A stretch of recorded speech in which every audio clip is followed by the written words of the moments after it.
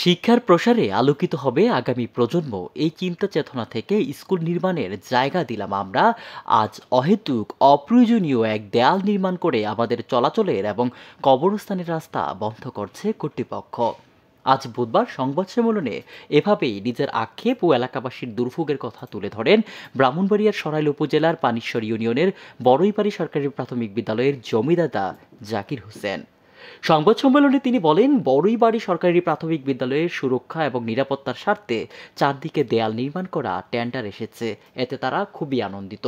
কিন্তু দক্ষিণ পাশে অর্থাৎ স্কুল ভবনের পেছনের দিকে অহেতুক দেয়াল দিয়ে শত শত মানুষের চলাচলের এবং কবরস্থানে যাওয়ার একমাত্র রাস্তাটি বন্ধ করা হচ্ছে। এ বিষয়ে সংশ্লিষ্ট কর্তৃপক্ষের সাথে একাধিকবার আলোচনা করেও তারা কোনো সমাধান পাচ্ছেন না। এই রাস্তাটা আমরা সারাটি গ্রামের জন্য এটা রাস্তাটা আমরা এর দরকার। এই রাস্তাটা যদি বন্ধ হয়ে যায় তাহলে আমরা বেশি অসুবিধা হয়ে যায়। আমরা দাতা সঞ্চয়ে আমরা এই রাস্তার পুরো দরকার। এই রাস্তা ছাড়া আমরা আর কোনো দিকে যেতে পারি মানে কোনো সুযোগ সুবিধা আমরা নাই। আমরা এই রাস্তাটা চাই, দয়া করে আল্লাহ রাস্তা আমরা এই রাস্তাটা যেদিন আমরা এই রাস্তায় যে আমরা মানুষ মারা গেলে হাঁটুলা যাইতে হয়, তখন এই স্কুলের পশ্চিম পাশে আমরা একটা গুরুস্থান আছে, এই গুরুস্থানে আমরা হাঁটুলা লেয়া যাইতে হয়। তখন এই রাস্তা যদি বন্ধ হয়ে যায় তাহলে আমরা হাঁটুলো লুয়ে পাইতে লাগবো, আমরা মুর্দা লুয়ে আবার গরবে কান্দন লাগবো। তাই সংবাদ সম্মেলনে স্থানীয় মুরব্বী আব্দুল বাসির বলেন, চারদিকে খোলামেলা হওয়ায় দেয়াল দেয়া যৌক্তিক, তারা এটি সমর্থন করেন।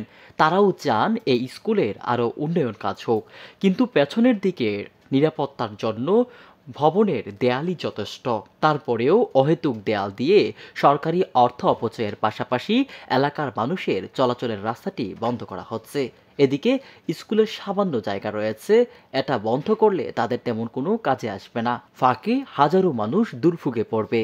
একজন মারা গেলে লাশ কিভাবে বের করবেন তা নিয়ে চিন্তিত তারা। এলাকাবাসীর পক্ষে স্থানীয় মুরব্বী আব্দুল মোমেন বলেন, তাদের শেষ বিদায়ের রাস্তা এটি। এই দিনের জন্যই কি তারা স্কুল নির্মাণ করেছিলেন? এলাকার শিক্ষার প্রসার ঘটাতে গিয়ে আজ নিজের শেষ বিদায়ের রাস্তাটি বন্ধ করছে কর্তৃপক্ষ।